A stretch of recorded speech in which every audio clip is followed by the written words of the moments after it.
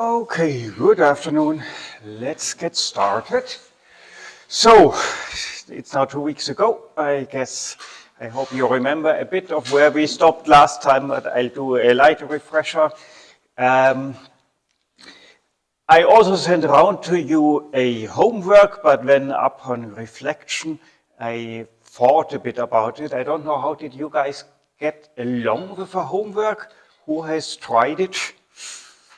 And who had the feeling this is all something you're using long, and who had the feeling actually stochastics is not?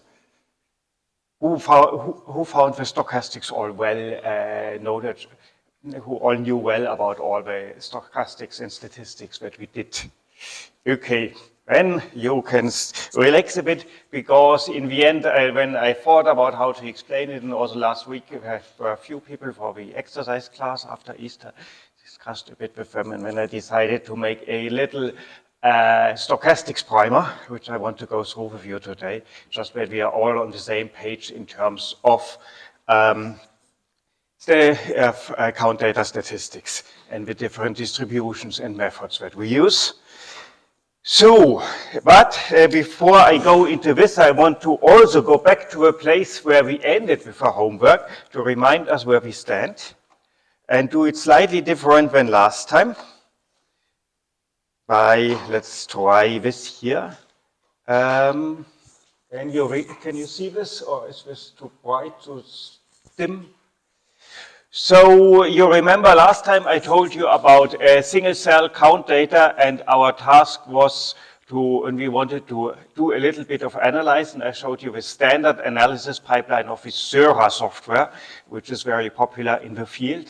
And what we did back then was, here by the way, I should also mention, I have now put up the course website is now active, so whoever wants to look at it, here is the QR code, and you can have a quick look.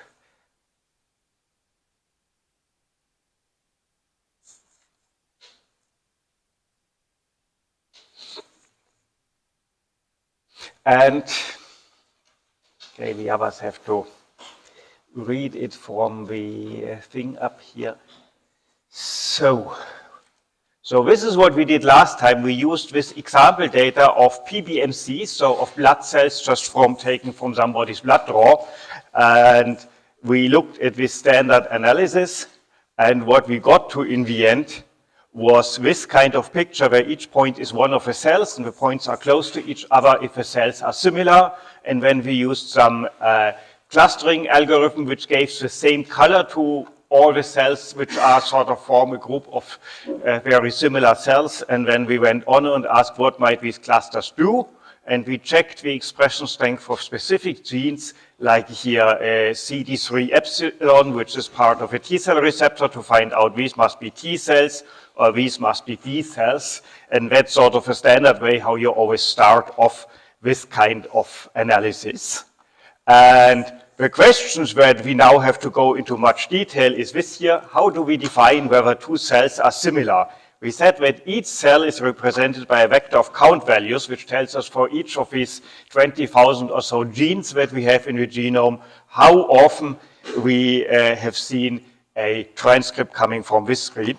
And can we simply define some metric on that? And we found that this doesn't work well due to this counting noise, and that's something I want to talk a lot about today. We have performed a PCA up there, which we will also see again, and we have to check what does the PCA actually is and why is it helpful. And then we have to think a bit about how well can such a 2D plot actually represent what was going on in the high-dimensional space in which these count vectors live. And the most important thing, and then in the end we should also talk about how these colors are done. And then this is sort of what we now do in the next 2 weeks to get a feeling of how the standard analysis work. But the first thing I want to talk is about counting noise. And in order to see what this means and where it comes from, let's do again the analysis that we've already done. And this time I don't use the Sera software, but I use standard R functions so that you see which typical numerics function that you might already know from other numerics lectures that you've heard will be used here. So I load the matrix and the sparse matrix package. You remember with sparse matrices, these are just 2R packages which give you functionality to do work with matrices, including the so-called sparse matrices, which have mainly zeros. Then I use here the matrix read function, which allows me to read such a matrix in. Actually, last time I had to it, yeah. And this now takes a moment because it's a big matrix. And this time the data set I used is not the blood, but it's data from the collaborators of ours from the research group of Ana Martin Villalba at DKFZ. They are a neurobiologist research group, and they're interested in adult neurogenesis, so how in an adult brain new neurons are formed.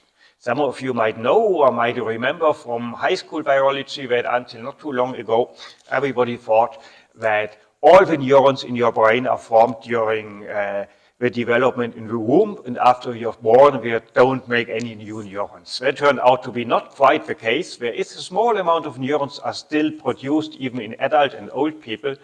It's not quite clear what they are needed for, but they seem to have something to do with, seem to be important for forming new memories, because one can notice that people who don't, where this is impaired have problems with memory.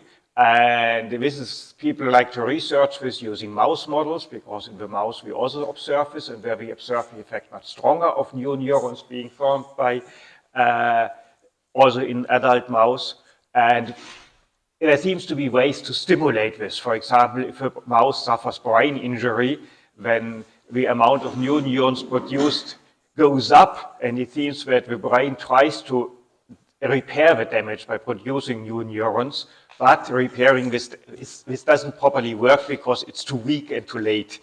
And so the hope of this line of research is to understand how this process of making new neurons is triggered, and whether one can artificially enhance it, and by this maybe find drugs which might be helpful in treating brain injury or stroke or whatsoever. So this is sort of a long-term goal of this, and one aspect for this is to look how this, new neurons are formed in the mouse brain. And this is a data set where we look at this. And in the end, when we are through with all of this, you will see how this looks like, that the mouse, that we can see their stem cells, so cells which are capable of building new cells, which then turn into neurons, and we will observe this process, how the cells change their characteristics from being stem cells to being immature neurons to being finished neurons. But for now, it's just a count matrix as we've always had it. So if I have a look here at this count matrix, you see it has 20,000 rows for the 20,000 genes and 18,000 columns for the 80,000 cells that we sequenced by dissecting out a small part of a mouse brain, and they're using a special technique that I'll explain another time in order to increase the number, to enrich for the cells which we are interested in and remove the cells that might be boring. And in the end, they were left with a few 100,000 cells, which we put into the machine. In the end, they got working sequences for 18,000 cells. And as always, you can see here how these cells look like this data. Each cell has here some kind of ID, which is some barcode sequence, plus here, which tells us which sample it was, namely of a wild type mouse or of a non-mutated mouse, which was 20 months old in the experiment of 2021. So that's some internal way of them of numbering their experiments. And here you see the rows are labeled by which gene it was. And as you see, most of them are 0, here marked with a dot. Only here, this, the 5th cell of our 18,000 cell here has 1 count in the 5th gene of all our 20,000 genes.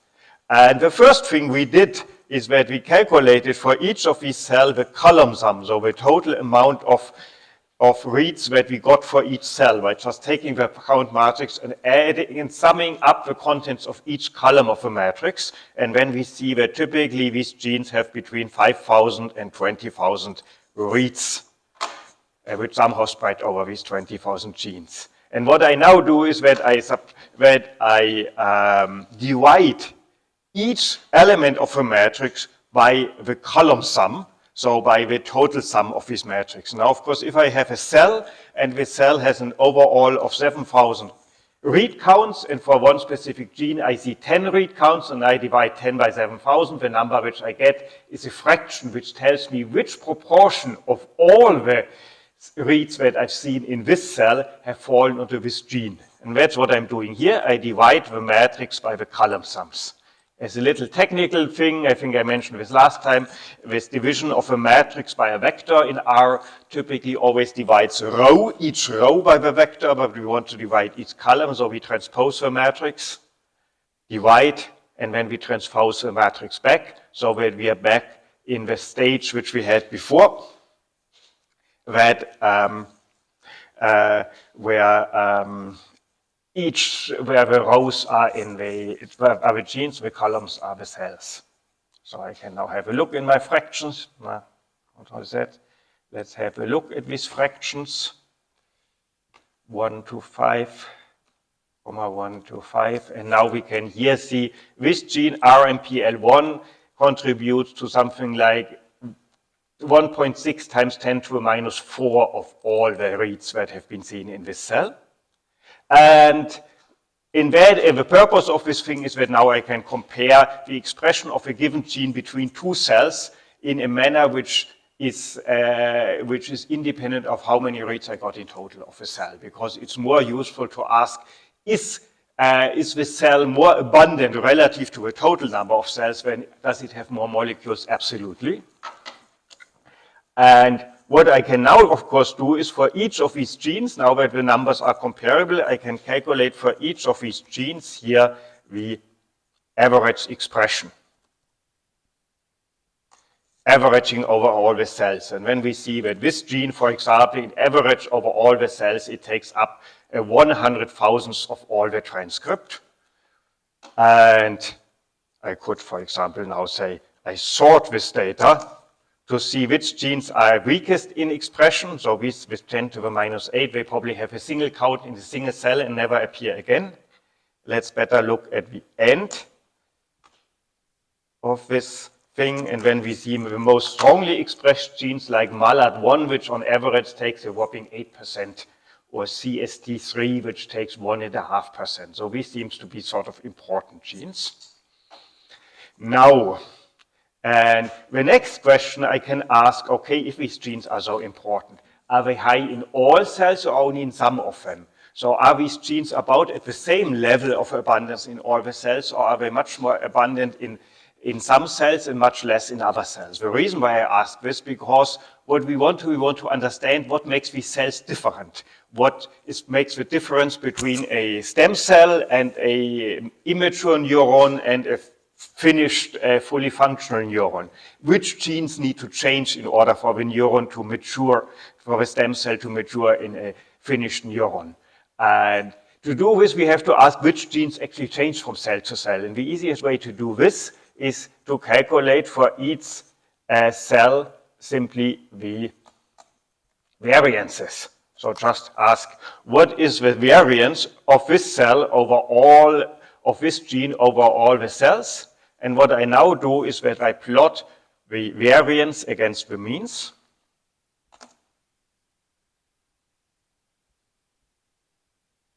Plot. And I push this here to the left so that you can see the plot.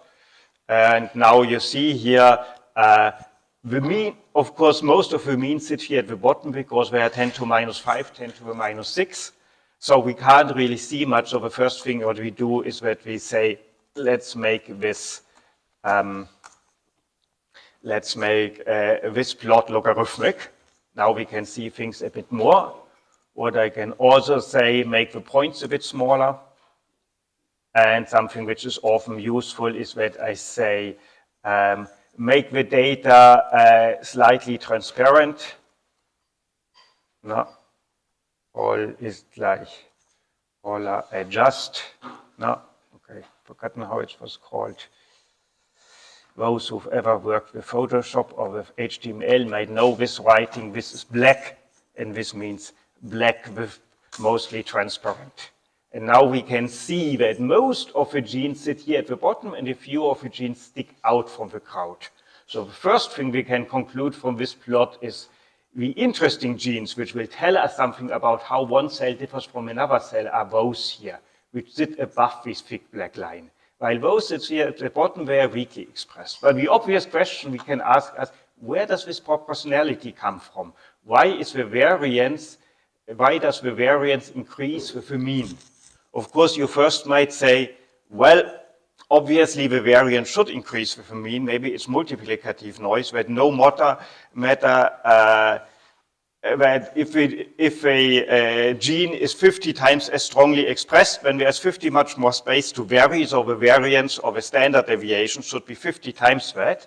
And to look at this, what I now do, first I go from the variance to the standard deviation. You remember standard deviation basically means, just to remind everybody how this looks like, if you have a distribution of values, like these are the values which we can have, and this is how often we see each value, when of course there's here the mode, the most common value, which is also typically the average if the thing is symmetric, and then sort of this amount would be one standard deviation. Typically, if it's a normal distributed, so that about 68% all of the values are in between. And the standard deviation is the square root of a variance. And so it might be more useful to look here at the square root. And now we might say, if a standard deviation is sort of a fixed proportion of the mean, maybe I should look at what's called the coefficient of variation, which is this standard deviation divided by the mean, so that we know which percentage of the mean it is. So maybe if here would be 0 and this would be 10, then I might say, what is this relative to the 10? And if we say all the genes vary about the same amount, always plus minus 50% or so of the mean, then now the thing should become horizontal.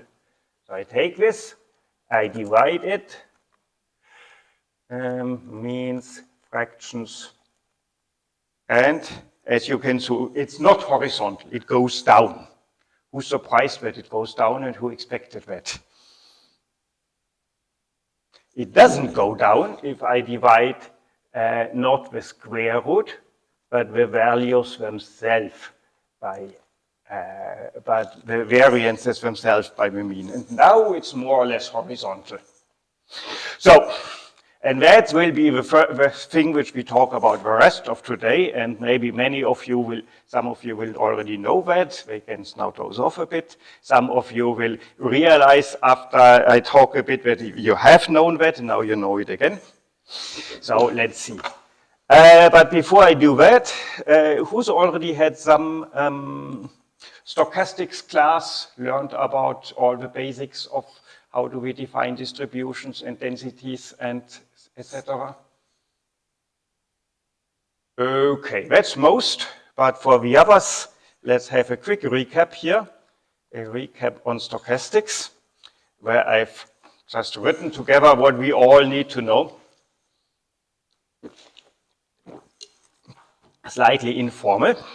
So, informally, we have this idea of a random experiment. A random experiment is the way how I like to put it, is we have some procedure which we do, and whenever we do this procedure, we get slightly different outcome, or a drastically different outcome. So the prototypical random experiment is throwing a coin or throwing a die, and then you get one of the outcomes 1, 2, 3, 4, 5, 6.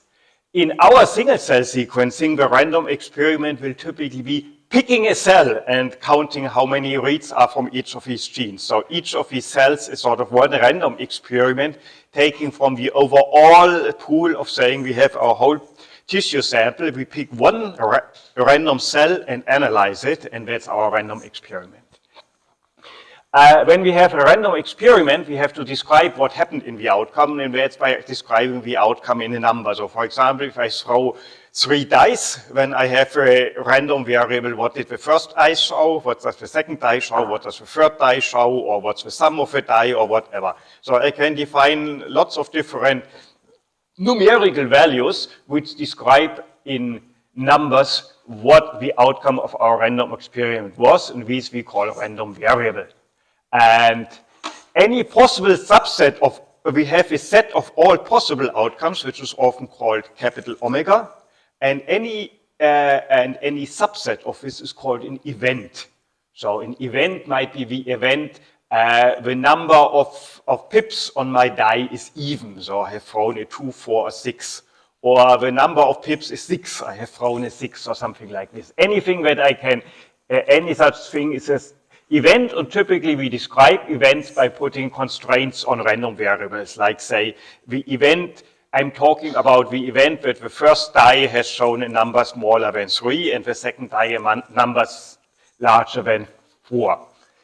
And of course, for every event, we can ask what its probability, and those who've been in a bit more lectures will know there is the frequentist and the Bayesian school, and for now let's use the frequentist school. The frequentists say probability has an intuitive meaning, namely, if we were to redo this experiment infinitely often, we could ask what is the average frequency over this infinitely many repetitions of experiment, and that's what we call the probability. The Bayesianists argue that this is not a good definition because it allows us to talk about probability only if a random experiment is something which in principle can be repeated infinitely often, and that's often not the case.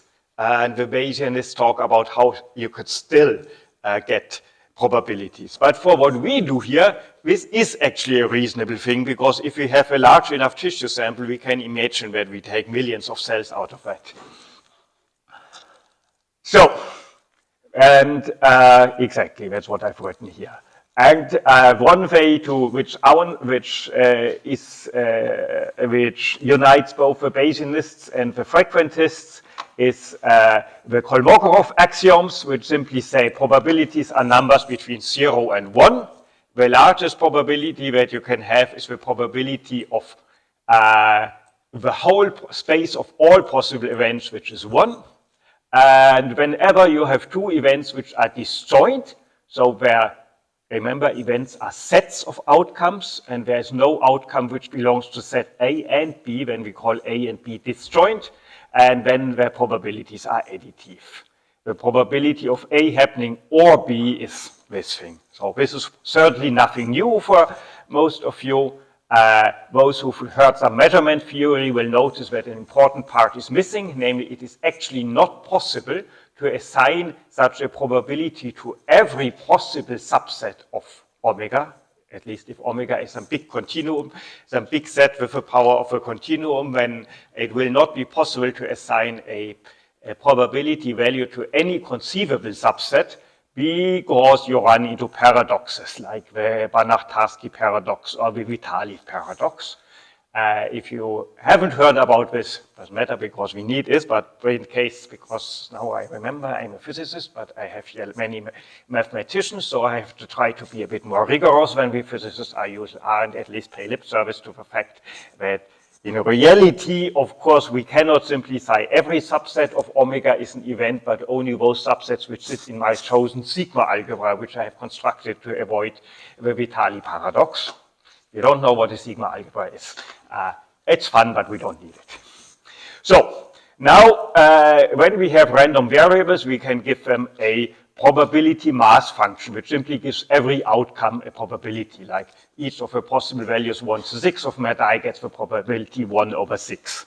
And if I have a continuous random variable, I can't do that, because the probability, for example, that a randomly picked person that I pick here is exactly 1 meter 80 tall is 0, because most likely he will be 1 meter 8001 or 7995 or so. You never will pick an exact value. This is why for continuous probabilities, we always quote a probability for an interval, like between x and x plus h.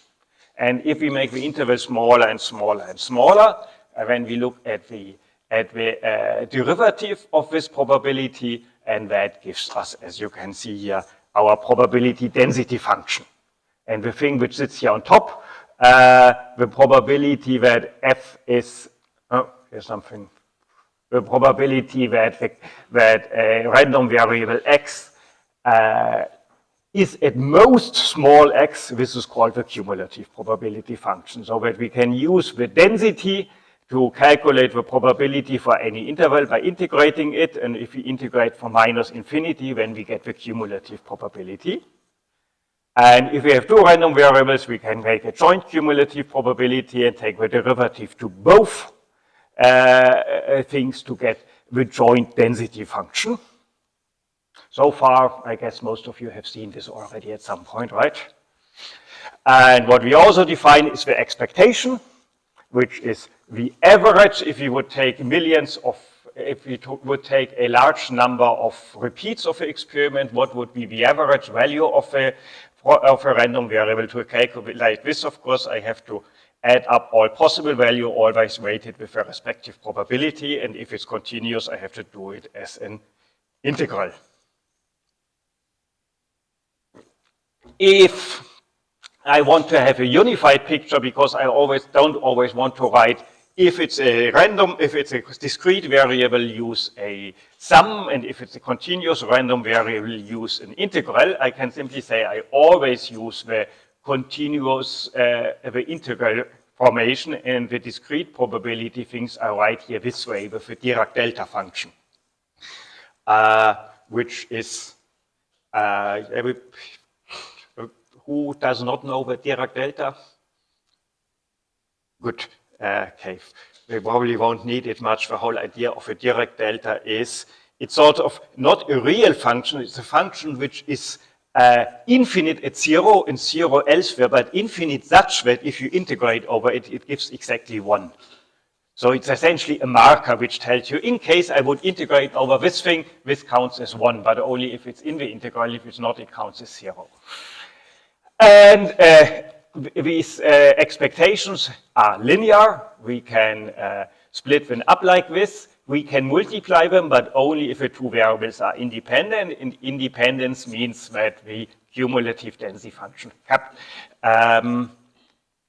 factors, which is the same, which you can show essentially means that if you know the outcome of one variable, you don't know anything of the outcome of the other variable. Now, we've talked already about variance when we looked at our at this thing here. And to remind you, the variance is defined as an expectation. Namely, we ask how much does the random variable deviate from its expectation. So the variance is the expectation of the squared distance to the expectation. And the nice thing about this is you can rewrite this as the expectation of x squared minus the square of the expectation. And variances are additive, which is the very reason why we use variance as a measure of spread in statistics. Like there's many different ways how to measure spread in statistics. By spread, I mean how far can a random variable scatter around its mean value. If I want to ask this, I could say the range, like the smallest possible to the largest possible value. The medium absolute deviation, where you say what's the average absolute difference to the mean. There's many different ways, but the reason why we like to use the variance is because the variance has this useful additivity property, which you can show nothing else would have. And remember, whenever you pull a constant out of a variance, it gets squared. The standard deviation is the square root of this variance. It's just a definition. And because the standard deviation always gives us a sense of scale relative to the mean of how much a thing varies, one likes to divide it by the mean and then call it the coefficient of variation. So, the sample average is also something you all know. If we have a sample, and for what comes, it will be useful to think for a moment about how we best define things as sample averages. So far, I've always a bit sloppily said we repeat a random experiment n times. But in practice, whenever you talk about this, it's easier for formal notification to instead say, instead of saying I throw one die n times, I better say I make one random experiment in which involves throwing n dice. The advantage is that I can then, define n independent random variables, which are all given a value simultaneously. So I can immediately add them up and say, within this one random experiment, I can ask what's the value of all these things and what's the average. And if I do that, then of course I can ask questions like, what's the expectation of an average? And the expectation of an average is, of course, the average. And I can ask, what's the variance of an average? And we see the variance of an average is the variance of the individual values divided by the number of values that we have averaged over. And this already gives us a first important thing that we will often need. Whenever you want to estimate an expectation from a finite sample, you run into the fact that the precision with which you can estimate an expectation is dependent on square root of n, on the square root of the number of samples. So if you want to get to double the precision, you have to quadruple your number of samples.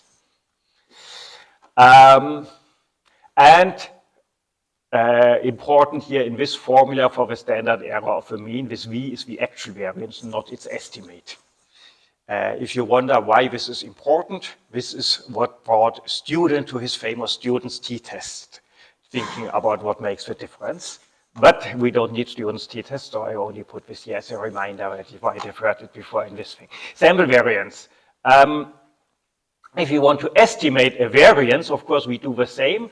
We look at the difference between our individual values from their average and look at the average of its squared differences, but we do something odd. We calculate the average not by summing up the values and dividing by the number of values, but by summing them up and dividing by the number of values minus 1. And why do we do this? Informally, because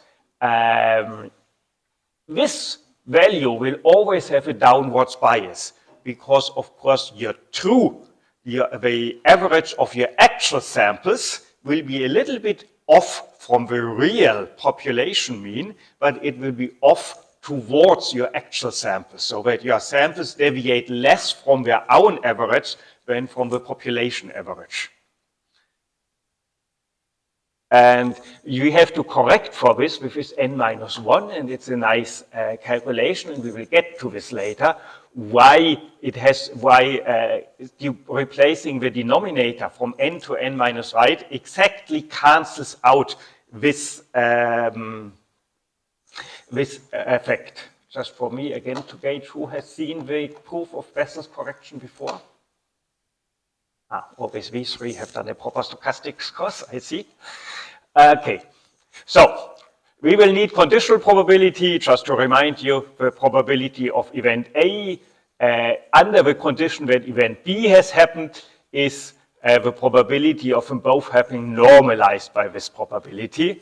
And this normalization causes the fact that among all the outcomes of A, which overlap with B already haven't happened, this is a normalized probability which adds up to 1. And in the same way, you get a conditional probability density by dividing them. And we can define a conditional expectation where we divide, where we simply use the same formula as before. And we can define a conditional variance where we also use the same definition as before, just always add a under the stated condition. And often we want to get from this conditional expectation to the normal unconditioned expectation, the total expectation of y.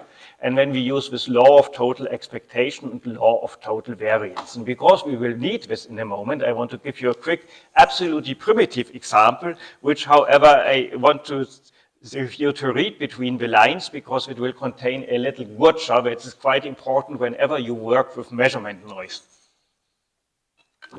So my example is, My random experiment is to pluck an apple from a tree in some big orchard with many trees and just pick a random tree and pick a random apple. And I place it on a scale. And let the random variable x be the mass of this apple. And we assume that x follows a normal distribution with maybe a mean of 100 grams, a standard deviation of 10 grams. Here, for a reminder, a PDF of a normal distribution. And now we have a very bad and shaky old-fashioned scale. And it's so bad that whenever you put something in, it always adds a few grams or subtracts a few grams. In fact, the measurement error that this thing produces is normally distributed with some tau, which is 2 or 3 grams too much or too little.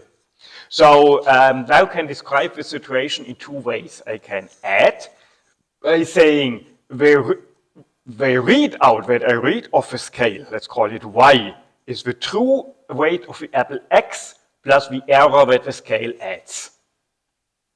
And therefore, if I now ask, what is the expectation of a scale readout? Then, of course, it's the sum of these 2 expectations, because expectations are additive. And we said that the expectation of our scale is unbiased. It causes a measurement error, but on average, the measurement error is 0, so I get mu back.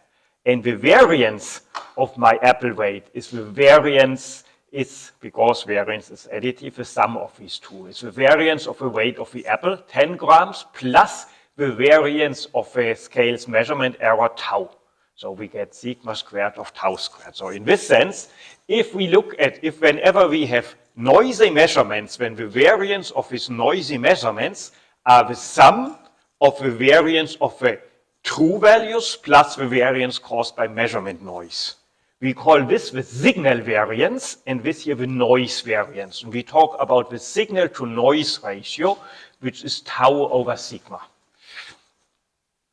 And a completely different way of describing the same and coming to the same result is, say, we put the apple with the weight x onto our scale, and we know that our scale, that the readout of our scale, conditioned on the fact that an apple with size, with mass x is sitting on the scale, is the scale gives us a normally distributed value, which is centered around the true value x, and deviates from it by a measurement noise tau. And so typically you write this as y conditioned on x follows a normal distribution where x, the variable we condition on, is the mean, and tau, the constant measurement error which we have. And now we can read off the conditional expectation on y given x is x, and the conditional variance of y given x is tau squared. As you notice, this first conditional expectation is not a constant. It's saved as random variable, namely a copy of a random variable x. While this one here could be a random variable, but in our case it's constant. So the total expectation of our readout is, using the law of total expectation, the expectation of a conditional thing is x, and the expectation of x of the mass of the apple is mu. And for the variance, we again say, according to the law of total variance, which is this thing here, we have to get the variance of y given x, that's tau squared, the expectation of y given x, that's x, and have to take the expectation of this thing and the variance of that thing, and that's of course tau squared plus sigma squared. So this is a different way of looking at the same way, and again we get the result that our variance of the value that we read from the scale is the sum of the variance that we have here, the sum of the variance of the actual value and the variance of the measurement. But the advantage of the second point of view is sometimes we cannot use a normal distribution to describe what our measurement noise is. Sometimes we have a case where measurement noise is a more complicated distribution, and then we have to parameterize it and say, given the true value x, here is the distribution of the possible readouts of our measurement device. And this is precisely what we will see in our single cell case, that we run into this issue. And now we can come back to this question, and we will see in a moment that here we also have a decomposition into measurement noise and true variance. Namely, the bottom line here, this is the measurement noise, and the stuff above this minimum value that you seem to have here, you see there seems to be a minimal variance that you cannot get below, and that's the measurement noise. and the deviation above that, that's the actual variance of a gene's expression from cell to cell. And this is, of course, important because it means for these genes here, we can only see a variance or differences from one cell to the next if this difference is large compared to the expected measurement noise. Otherwise, we can't see it. Questions so far? Then let's now come into the thing which we here need for this. Statistics of count data. Whenever you count something, you need this thing. And the standard thing, which most of you will have heard before, is the binomial is these urn models. We imagine the urn as being a big container filled with balls, and we draw balls like in a lottery drawing. And in our case, of course, this big container filled with balls, of which some are red, is our cell. So whenever I say here, I have this typical mathematics textbook approach where I have a big container which is filled with countless little balls, and some of these balls are red and others aren't, and I draw a few balls out of them, and you know how this always works. But we can directly translate this into our current aspect where we say this is a cell. These are all the million mRNA molecules that are in the cell, or maybe hundreds of thousands of mRNA molecules that are in a cell. And out of these, we draw the maybe 5,000 reads that we have actually read off, because that's what we do in sequencing. We pick a small number of these balls and find out to which gene it belongs. And now we will always decide on one gene as our gene of interest, the gene onto whose point in this plot here we are looking at, and we say this is our gene of interest G, and it's represented by transcripts, by red transcripts, by red balls, and all the other balls which are not red, they stand for transcript molecules from different genes, not the gene that we are looking at the moment.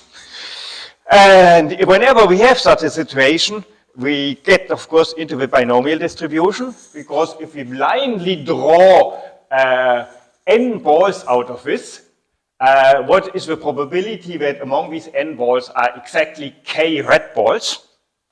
And for this to be easy to calculate, we want to have the extra condition that the number of balls is so small that if we remove them from this, the proportion of red balls is still the same.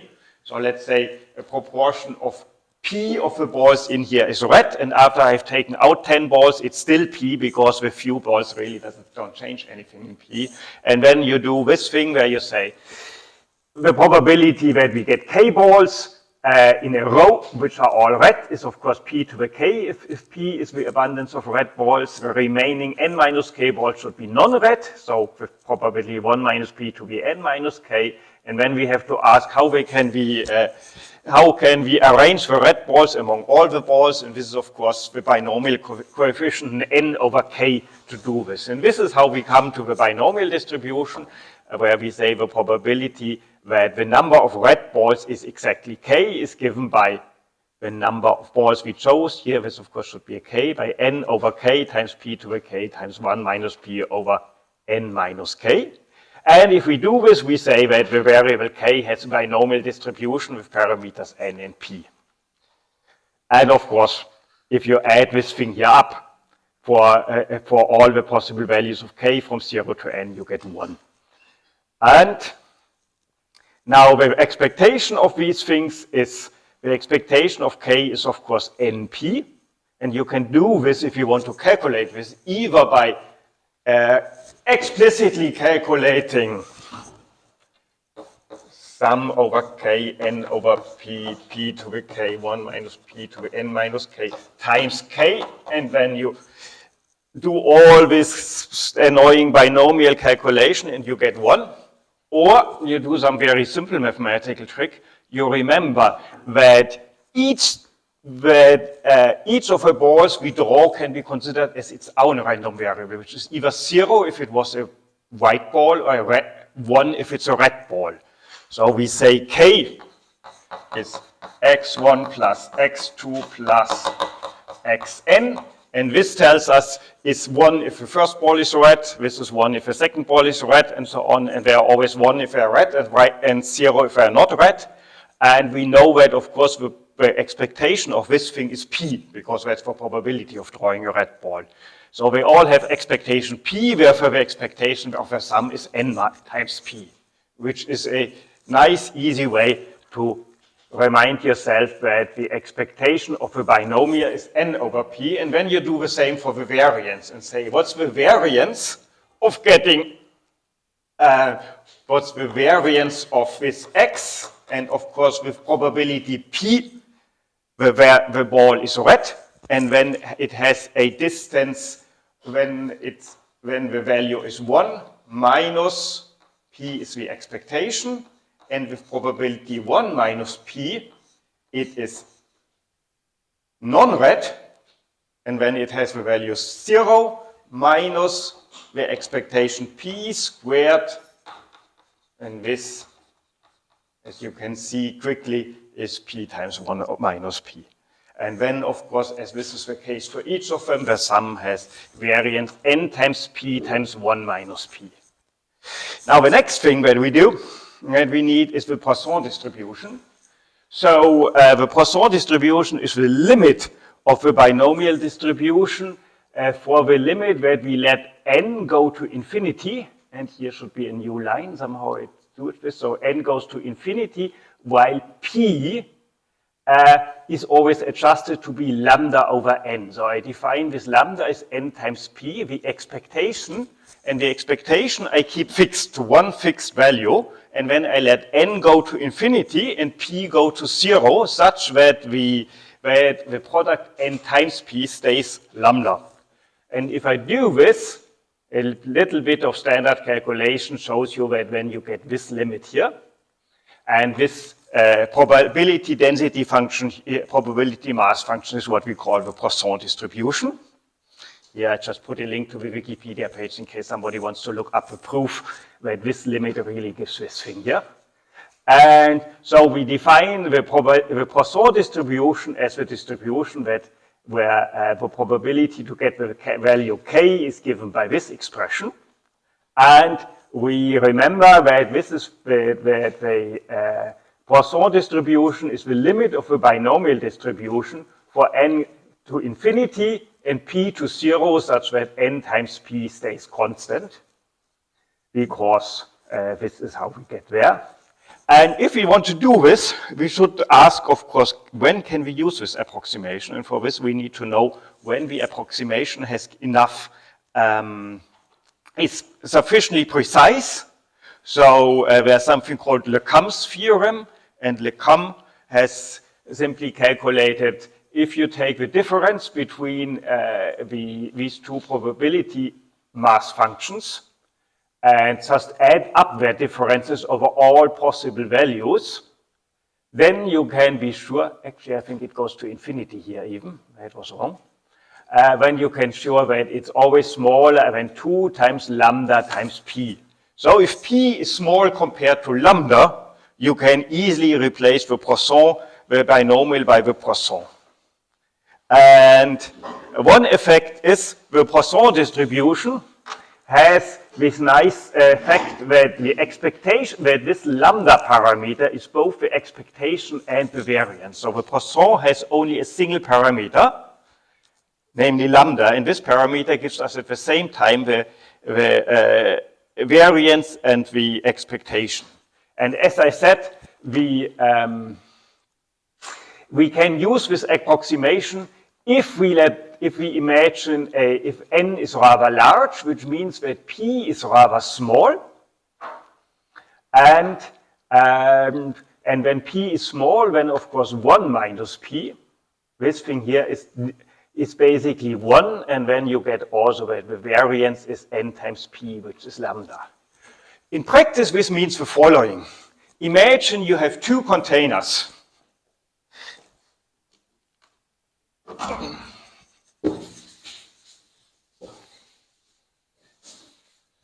One container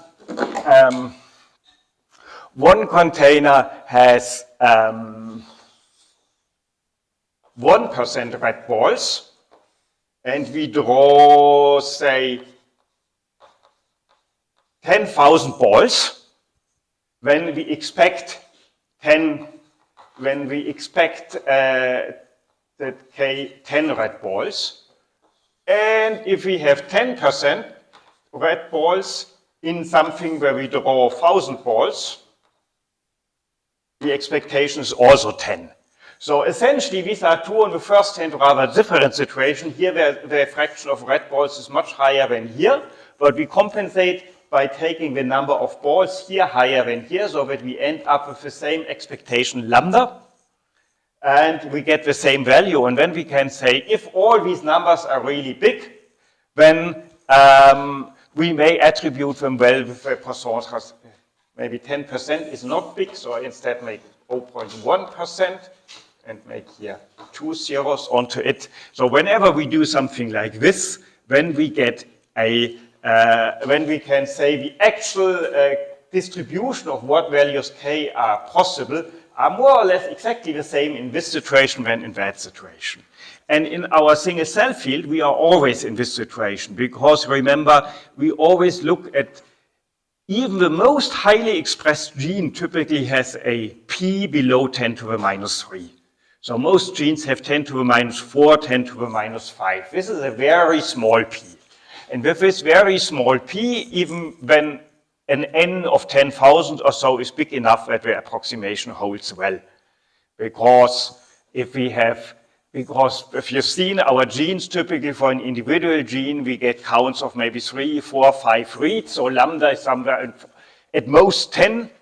P is somewhere around 10 to the minus 3 or 10 to the minus 4. So this value is somewhere at 10 to the minus 3. So this approximation works very well. Which means whenever we reason about the counting statistics of the single cell data, we never bother about really thinking of what the value of n is. We just talk about p and lambda and use the Poisson distribution.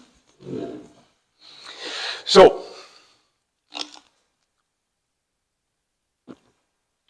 now the counting noise.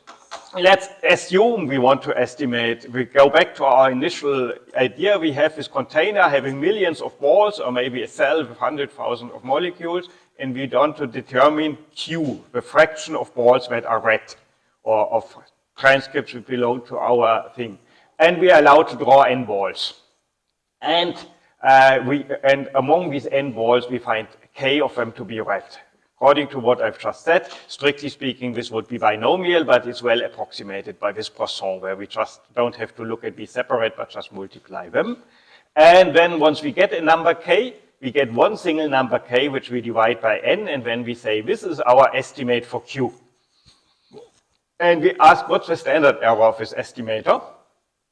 And the standard error of this estimator is, of course, the variance of k over n. The variance of k is, as we just said, q times n. We divide by this n here, and then we get here q over n. So our standard deviation has here this proportionality. But we want to know how this is relative. How good is this in percent of the estimated value? So what we do is we ask, what is the coefficient of variation? So the standard deviation of here, this standard deviation divided by the expectation. And then we get, it's 1 over square root of nq. Now, of course, we don't know the value q. So imagine we have this experiment here, and the expectation is 10, but we actually got 11.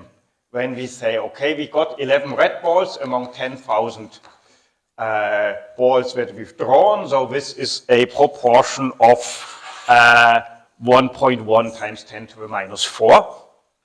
And if I now want to know what is the variance of this, I would like to use this formula here, but I don't know q, that's what I try to find out, but this is my best guess of q. So I insert this best guess of q. So I put here for this nq, I use my best guess k over n. Then of course these two n's cancel, and I'm just left with 1 over square root of k. And this is now very convenient, because if I get 11 reads, then I can immediately say, well, square root of 11 is maybe 3.5. So this value that I got here could be anything around 11 plus minus 3.5. So the precision of my estimate is 3.5 over 11, so maybe plus minus 30%.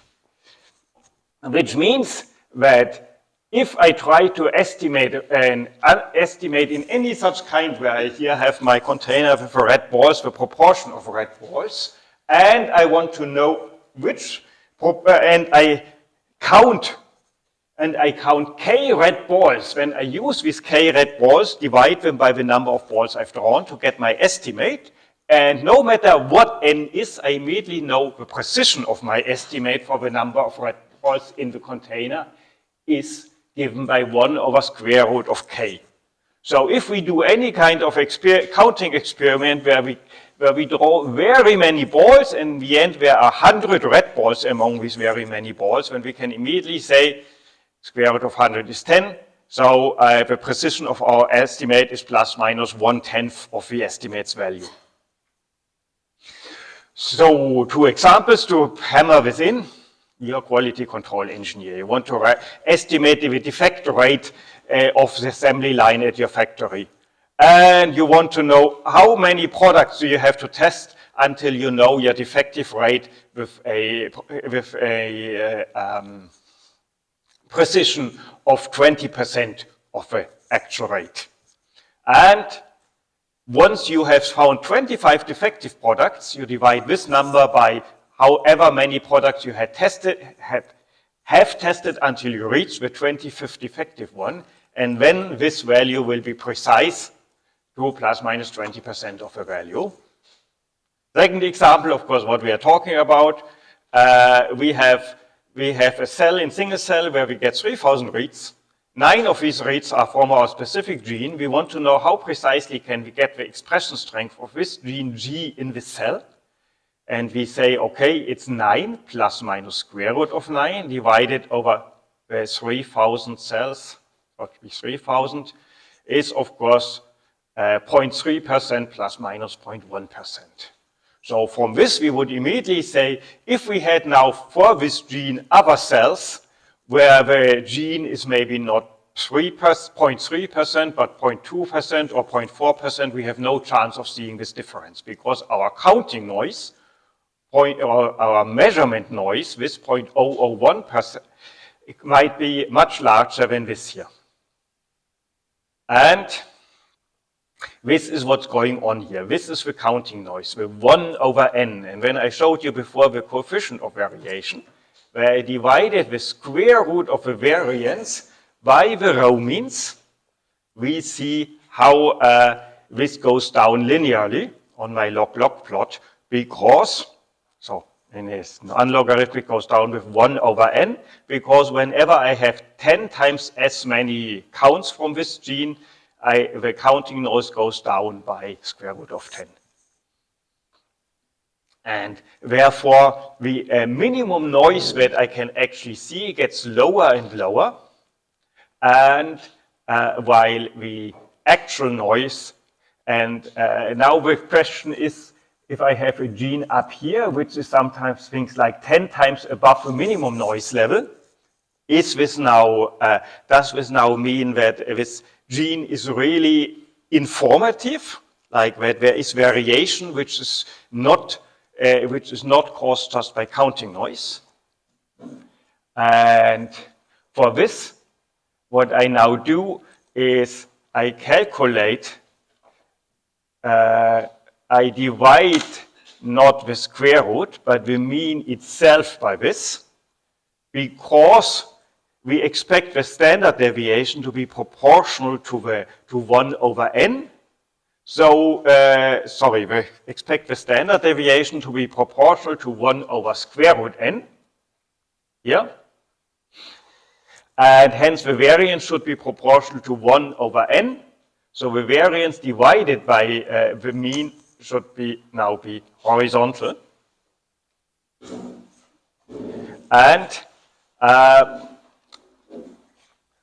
And we can see how the genes scatter around. And we have to now, of course, say this is the expected value. 1 over n is the expected amount of measurement noise, but in a concrete thing, it can be more or it can be less than that. So we'd have to ask, what's the sampling distribution? Is 2 times above the expected value, is this still chance, or could this mean that there's a real signal and not just counting noise? Let's look at this in a moment, how we do this, but first we have to ask, what is actually the expected value of this counting noise?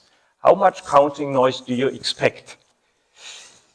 Here in this case, I just told you, if we expect 10 red balls, then the counting noise is 10. But there's a catch here, because our noise, we calculate it over many different cells, and in each cell, the n is slightly different. In some cells, we got 2,000 transcripts. In other cells, we got 5,000 transcripts. So how can we put together these different values and combine them into one estimate and still calculate the variance of this estimate? This is the last part I want to show you now in this recap on count data. And that's maybe the part that even also those of you who have already worked with binomial and Poisson and know all this measurement stuff don't know yet. Because what I've shown you so far is something which isn't biology, it's absolutely general. Whenever you do any kind of experimental procedure where you take a sample from a large whole and count how often something happens in the sample, you're affected by this counting statistic. That can be, as I said, my quality control engineer. It can be the water safety specialist who takes a sample of water, who takes a few milliliters of water from a whole lake and just counts how many germs are in this small thing and then extrapolates to the whole lake, how precise it is. It's again counting noise. So, but usually you have one sample, but we now have many different samples and we average between them because each cell is a little bit different. So what we do for this is, let's first look at describe the condition we just had. We imagine we have not one such container, but we have many containers, m different containers, m cells, each of them contains millions of balls, and in each of them, the fraction of balls is exactly the same, namely Q. So there's no information happening. The containers are all the same. We just want to estimate this Q and want to know how precisely can we estimate it. Of course, it's binomial distributed, averaged by Poisson. So from everything that we've just said, if we now estimate for container I, the fraction, we get proportion in container I is counts in container I divided by the number of balls we've drawn of the container. And as we've just said, the relative uncertainty of this value P is 1 over square root of n. Now let's next assume the case that the containers are not all the same. In some containers, there's more of a fraction of red balls is a bit higher than in other containers. Like in my case, some of the cells have more expression of the gene and other cells have less expression.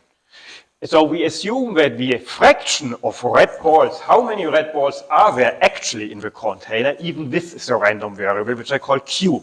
Qi is the actual proportion of red balls among these millions of balls in container number I. And about this random variable, I tell you for now only that it has an average Q naught and a variance V. I don't tell you the exact shape of the distribution because we don't need that. We only need the first two moments. It's mean and it's spread. And using this, we now say we draw n balls from container I and call Ki the number that we get from this container. So now we can say the proportion of Ki is still Poisson distributed, but the rate parameter of a Poisson distribution, n times q, is now itself a random variable, so this is a conditional distribution. And hence I have to use the law of total expectation. If I put it in, then I get out what I expect, namely the number of balls is of course in total expectation, so averaging over all the containers, n times q naught, because q naught was the average abundance averaged over all the container. And the total variance, and this is where it gets a bit more interesting, is the this part here plus that part here. NQ naught is the Poisson noise, the counting noise that we expect. And n squared v is now the actual variance of the cells. And so this is for the case. And for the proportions pi, we get that the expectation of pi is for each of the container, of course, q naught. And the variance over all these pi's is q naught over n plus v. So we see that if we take all these containers and we want to find out not only what's the average abundance of red balls in the container, Q naught, but we also want to find out how much do the container differ between each other? How much does the fraction of red balls differ from one container to the next? This is the variance V here. We can estimate this by taking our PIs and looking at the variance of these PIs, and that one will contain the actual signal variance V plus the extra measurement noise Q. Coming back to our apple example of the beginning, if you imagine we had now 50 apples and we want to ask what is the variance in apple mass between all the apples in this orchard. We put it on our scale when we would get a variance, but this variance would be 10 to high because on the addition of the variance for our actual apple weight, there's also a variance due to the measurement of a scale. And again, we can say the total variance that we see or that we expect is the sum of these two. The actual variance in the signal and the variance due to measurement noise. And now this is of course what we have here now. The variance of a signal might well be the same in all the genes, but the variance in expectation, the counting noise, the measurement noise, goes down with the number of cells which we have drawn from each container, with the number of reads we have drawn from each container. And this is again why here the precision of my measurement goes down. So, and yeah, here I put a little, I jump over this. Do we need this? Yes, and so we get, and again, remember, this is the variance of pi. What we also actually would want to know is the variance of a variance. We will later also have to ask how precisely can we estimate the variance, so that we can say, if we can we say that there's a difference from one container to the next, simply because the variance we see in these proportions is larger than the expected counting noise. How much does it have to be larger so that we say this is now really not only counting noise? We will come back to this. For now, we have to go to the last part. So far, we have assumed that our containers are all different, but the number of balls we pull from each container is always the same, the number n. Now comes the last step. We vary the sample size. Each container has a different proportion qi of values for this thing, and the number of balls we draw from container I is also different from things to things, and this one is ni. Now qi is again a random variable, where as before I say qi, the proportion of, so my containers are as before, where abundance of red balls is drawn from this overall big underlying distribution with expectation q naught and variance v. And then I'm also given here the number ni, which is how many balls I have drawn from container I.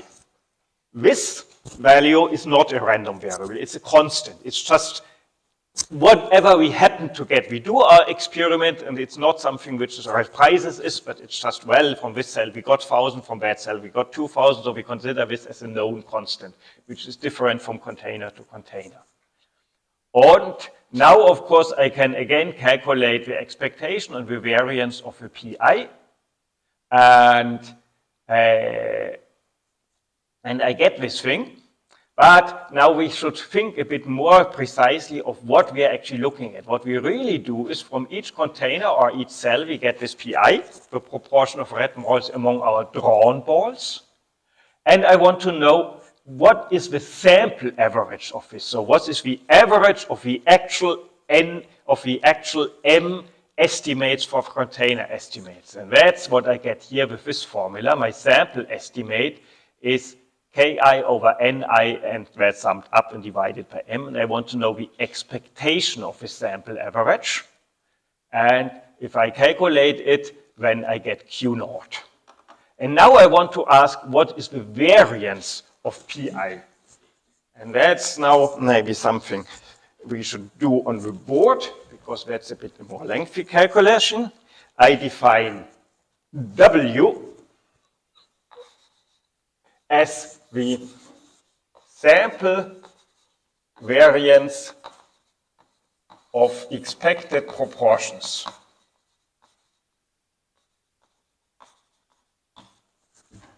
The sample variance, this is W, and because it's a sample variance, we take each container I, take the expected proportion Pi, minus the average over all these, and again Pi is Ki over Ni, and because it's a sample variance, we use Bessel's correction and divide by M minus 1. And now we want to know, does this work? What do we actually expect? What we expect is the sum of the Poisson noise plus the underlying variance V. But before, the Poisson noise was simply Q over N. But now the question is which N? We have several of them.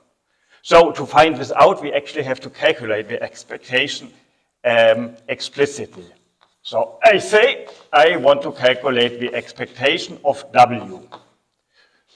So what I now do is I calculate 1 over M minus 1, sum over I, E of Ki over Ni minus, and now for P bar I insert what it is. No, let me first write Ki over P bar times Ki over Ni minus P bar.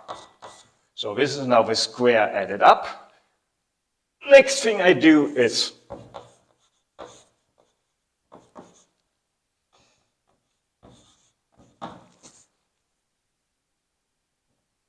I take the expectation of sum of J 1 over M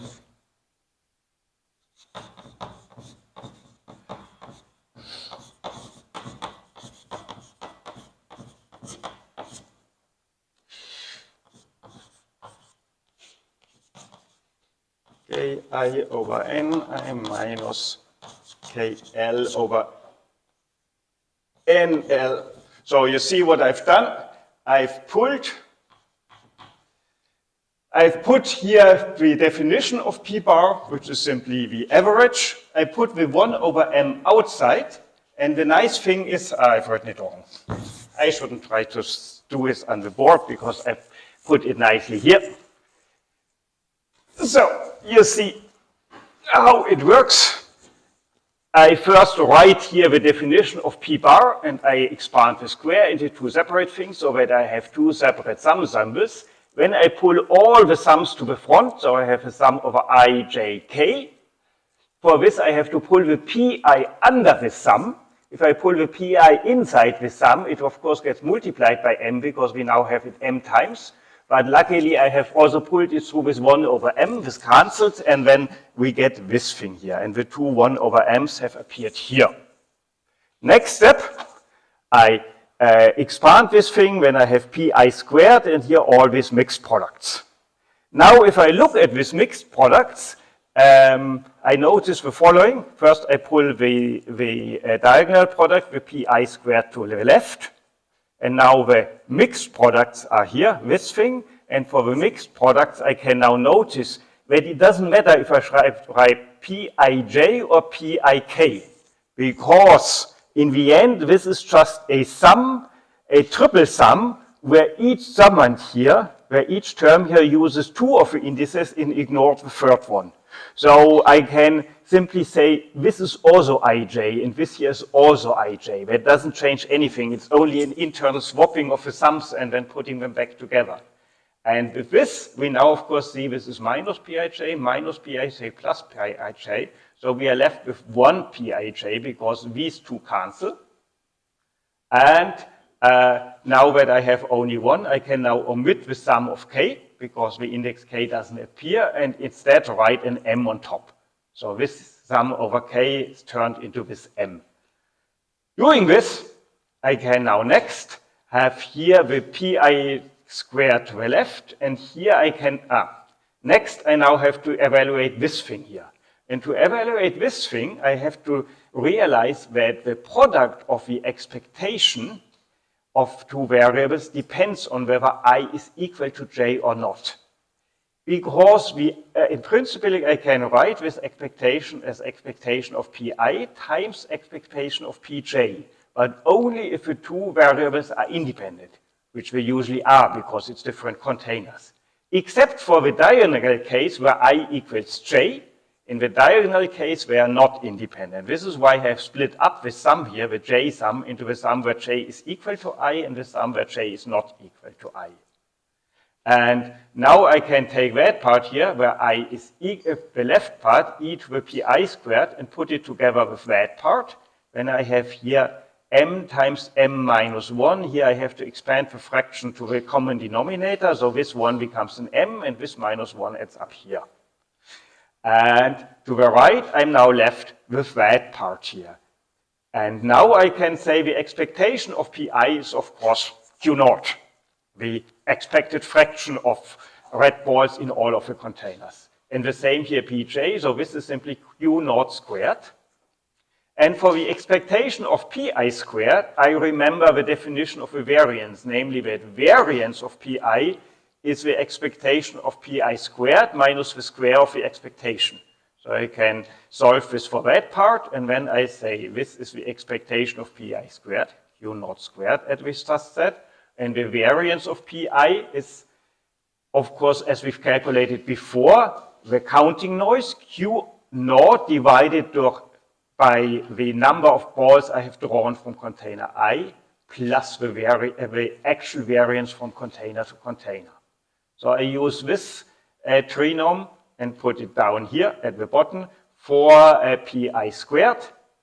And then, of course, this sum over I of the pi squared here for the 1 over ni. This part here depends of I. These two don't depend of I.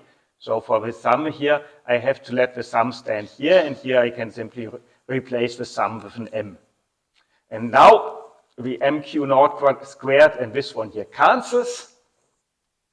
And we are left with that part here. And that part I now write as q naught over n tilde plus v. And 1 over n tilde is defined as this sum here, 1 over m times the sum over 1 over ni squared.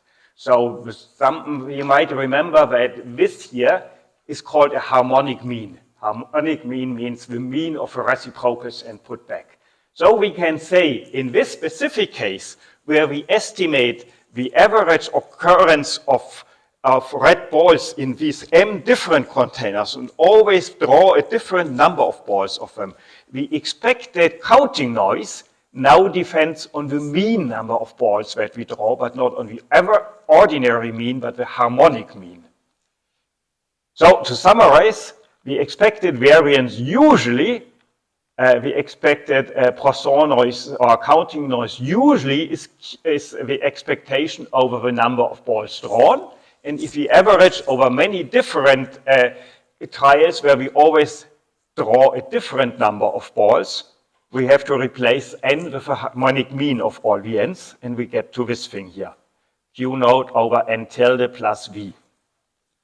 And now I can go back to R, go back to our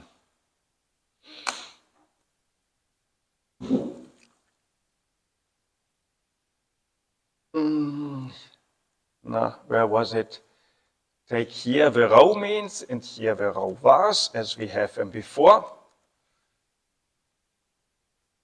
And now I can calculate for each row means value divided by, let's first calculate with xi that I just had. That was 1, how did I call it? N tilde is 1 over mean of 1 over call means fraction, count table. Why call means of a count matrix? You remember the call means of a count matrix, this here, is what call means of a, yes, this here, no, not the call means, wrong. Call sums of a count matrix. This is the number of transcripts we see from each cell and in which we check how many of them fall onto the gene we are currently drawing a point for. So these are the Ni. And I take the harmonic mean. Now I have a harmonic mean, N tilde, and which, as you can see, is actually, no, that's wrong, sorry, N tilde, which you see in a harmonic mean, we get 5,300 walls or transcript reads from each cell. And with these now, I can now calculate what is the expected counting variance for each cell. So rho means fractions. This is our best estimate for the Q naught, the average amount of this gene in it. And I divide this by N tilde. And this should now be the expected count noise. So what I do is I take this here and I plot this against here, means and vars. And for vars, I now write my expectation for the counting variance. And so that we can distinguish the new from the old ones. I make them in purple. And as you can see, the purple line now exactly marks our minimum line of variance. And we can see that we cannot get much above that.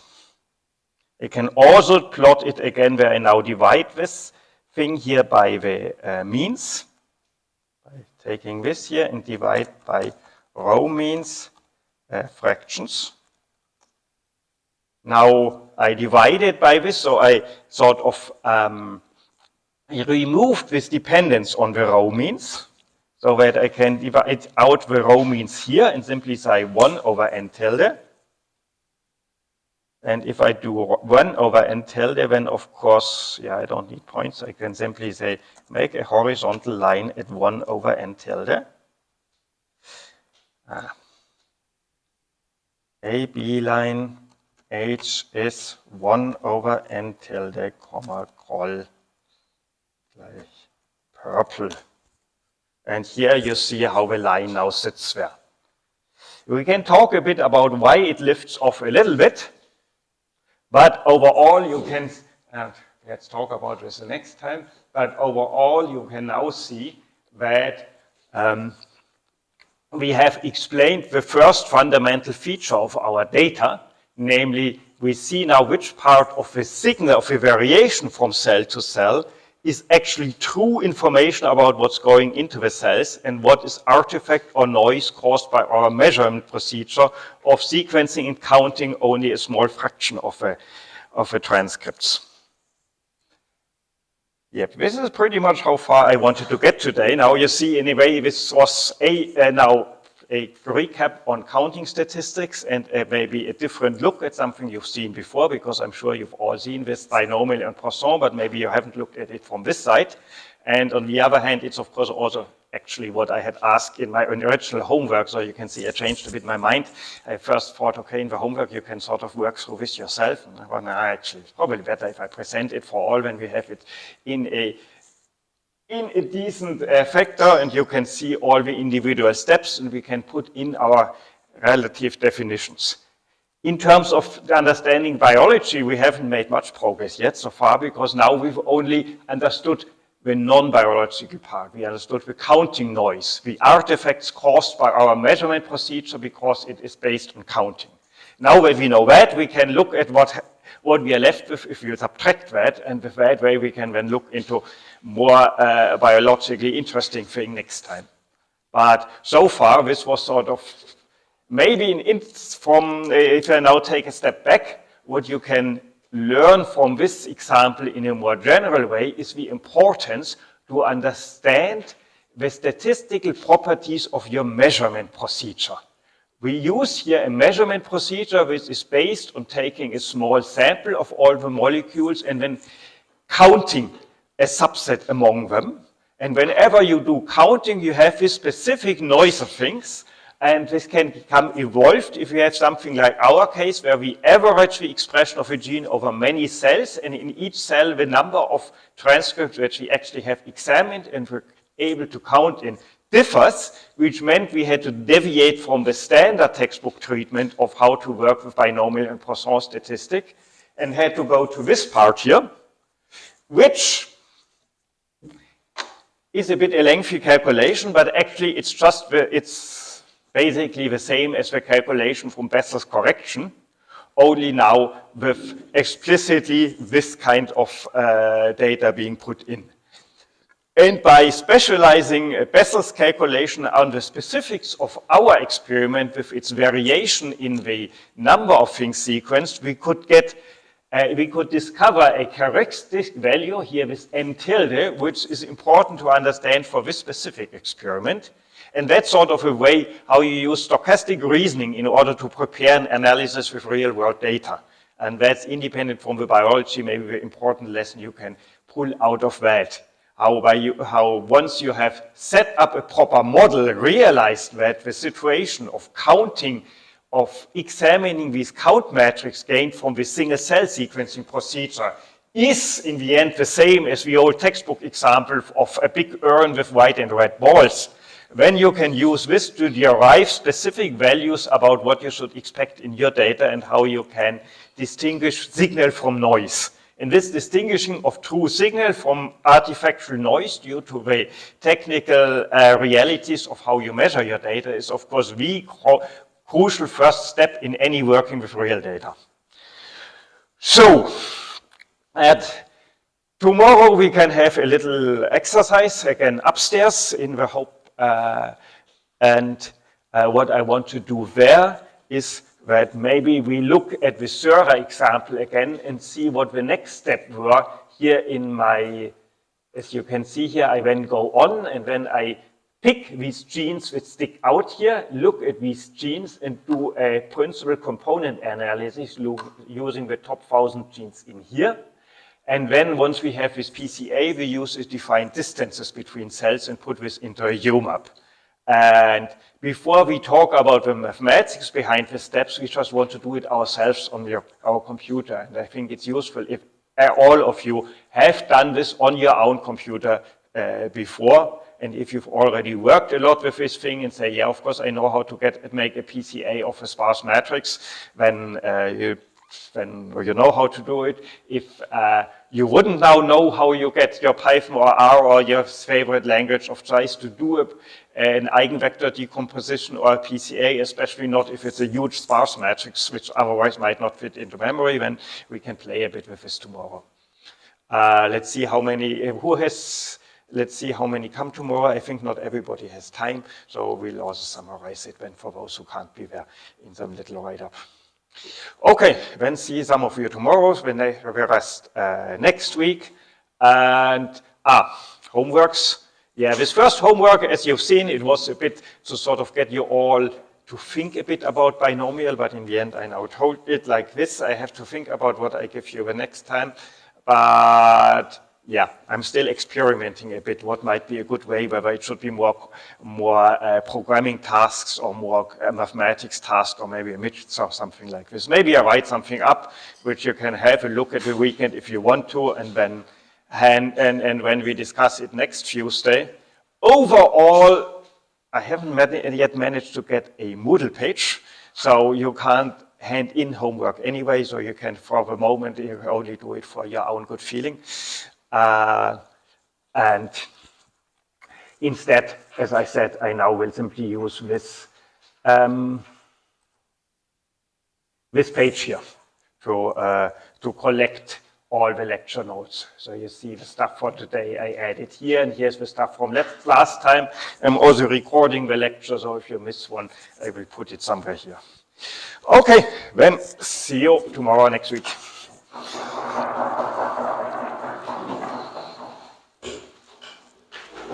And if you have suggestions or questions or any comments, because it's always evolving, I'm happy to hear any feedback.